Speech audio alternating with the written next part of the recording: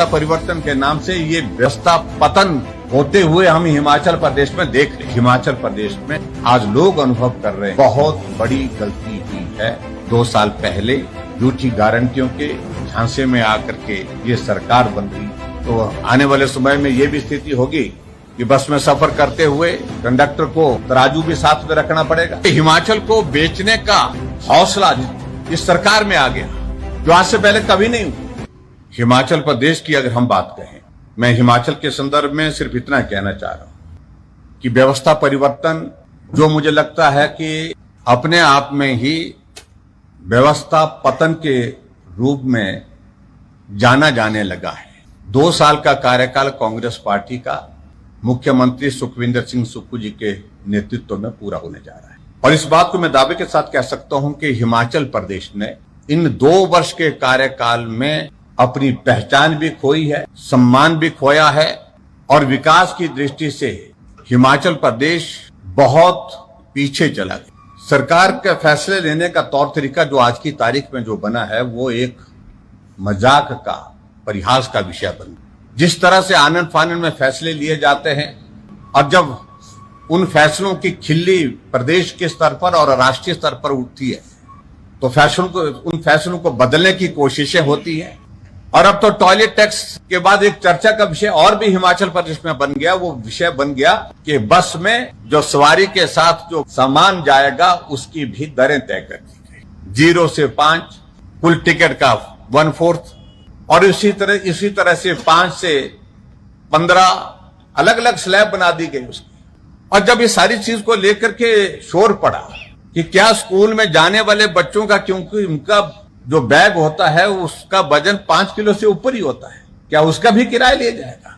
तो इस बात को लेकर के जो उप मुख्यमंत्री जिनके पास ट्रांसपोर्ट डिपार्टमेंट है वो क्लैरिफिकेशन देने के लिए कोशिश कर, और जो नोटिफिकेशन की गई है उस नोटिफिकेशन में बड़ा साफ है कि जो दरें आपने तय की है उन दरों के मुताबिक हिमाचल प्रदेश में जो है वो बसों में चलने वाली, जो HRTC की बसों में सवारियां जो चलने वाली हैं, उनसे उनके साथ सामान का भी जो किराया आप लेने का फैसला कर चुके हैं। तो आने वाले समय में ये भी स्थिति होगी कि बस में सफर करते हुए कंडक्टर को तराजू भी साथ में रखना पड़ेगा, और जो सामान आपके हाथ में होगा, चाहे वो लैपटॉप है, चाहे वो आप स्कूल के बच्चों का बैग है, वो उनको तोलता हुआ दिखेगा। बहुत विचित्र फैसले लिए जा रहे हैं हिमाचल प्रदेश। और जैसे मैंने कहा कि व्यवस्था परिवर्तन के नाम से ये व्यवस्था पतन होते हुए हम हिमाचल प्रदेश में देख रहे हैं।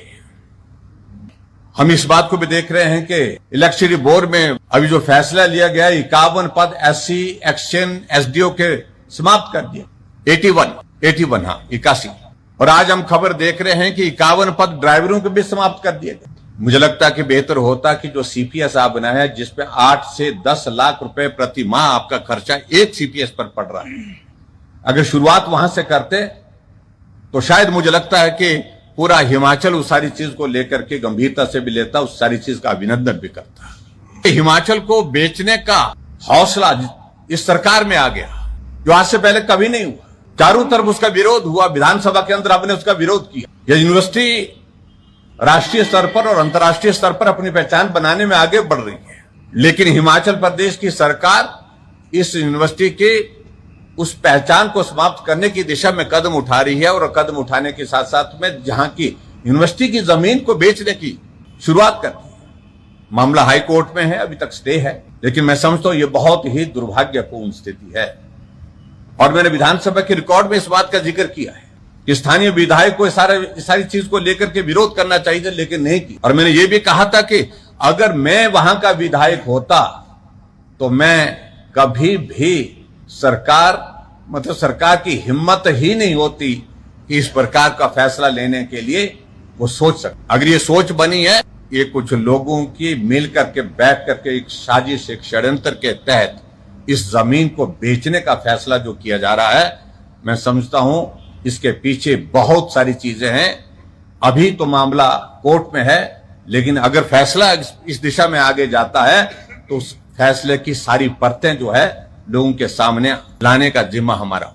और हिमाचल प्रदेश में आज लोग अनुभव कर रहे हैं कि बहुत बड़ी गलती हुई है। 2 साल पहले झूठी गारंटियों के झांसे में आकर के ये सरकार बन रही, और जो सरकार आज हिमाचल प्रदेश को हर क्षेत्र में एक तबाही के कगार पर पहुंचा करके छोड़ दी। इसलिए मैं आप सबके बीच में इतना ही कहना चाह रहा हूं कि हिमाचल प्रदेश की सरकार के बारे में मुझे लगता है कि आने वाले समय में अब बहुत जल्दी कांग्रेस पार्टी का नेतृत्व भी विचार कर रहा है।